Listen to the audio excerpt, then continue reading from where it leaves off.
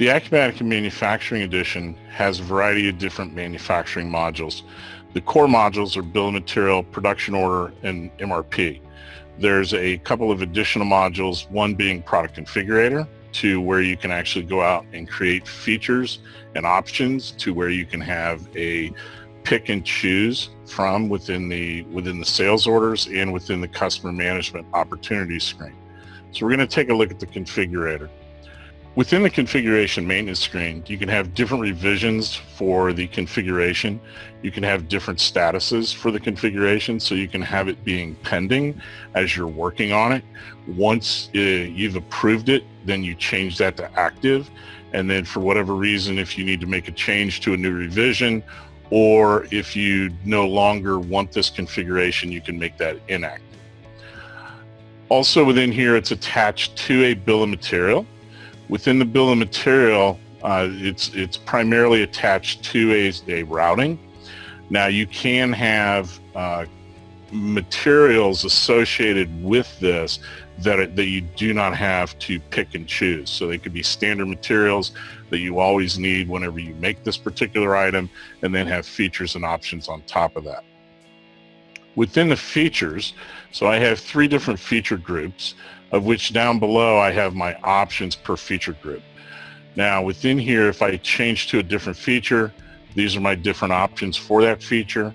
And some of the other things that come into play here are rules. So you can have include and exclude. You can have different formulas set up to where you can extrapolate attributes, which we'll talk about in a minute, but you can do very, very complex formulas as well. So this can be a very simple configurator or a very complex configurator. The formulas are primarily used within dimensional capabilities. So there's a variety of different environments where the configurator fits in, windows and doors, capital equipment where you have features and options like barbecue grills, things of that nature. Within the features, you can also set minimum and maximum selections. So as an example, everybody understands a PC. I have 4 different bays that I can choose from to put hard drives in or DVD players, but I have to choose 1 at a minimum, but I can only choose 4 as a maximum. The options down below, these are coming in from inventory. They can be inventoried items or non-inventoried items, non-stock items I should say. Brings in the description.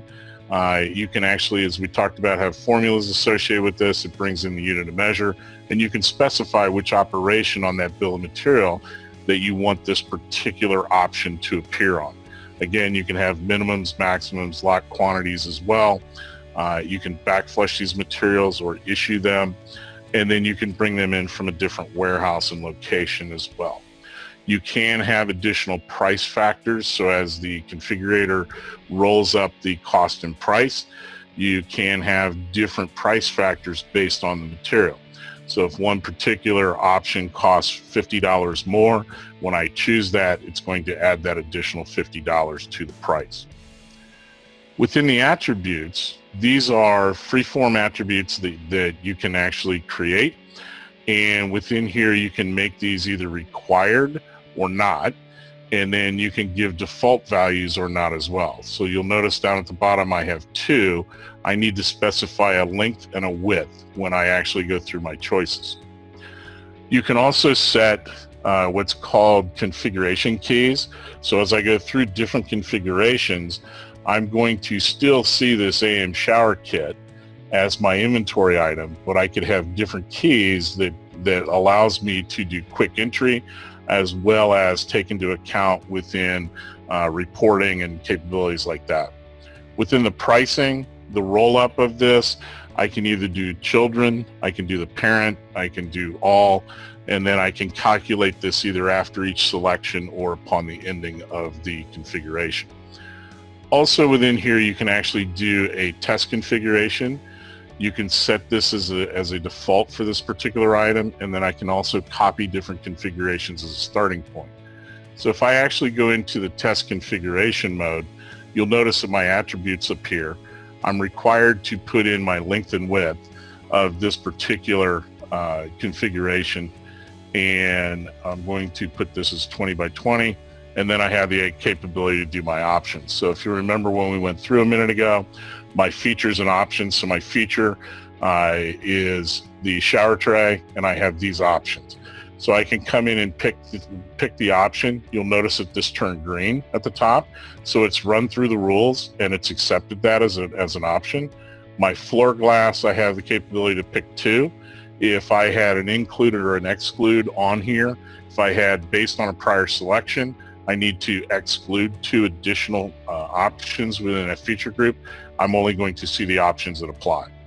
So as I come in and go through this configuration, which ones I pick, this is a valid configuration, so I can finish, and I'm done with this, and I've accepted this configuration. Now, I mentioned that this actually applies within the opportunities within customer management. There's a opportunities page, of which on the products page, you have the capability to do configurations. So you'll notice that the configure button is here. So I could actually come in, and on my laptop, just an example on here, I can come in and configure this. It brings in the same screen that we were looking at. I've already gone through this one, but I have the capability to have different attributes, different options that I can pick and choose from and go down through, and now I can see which ones these are. Now, within the opportunity side, if you then get the sales order, you have the capability to create a sales order directly from here, and it will come into the sales order screen, at which point in time it will appear on your documents tab.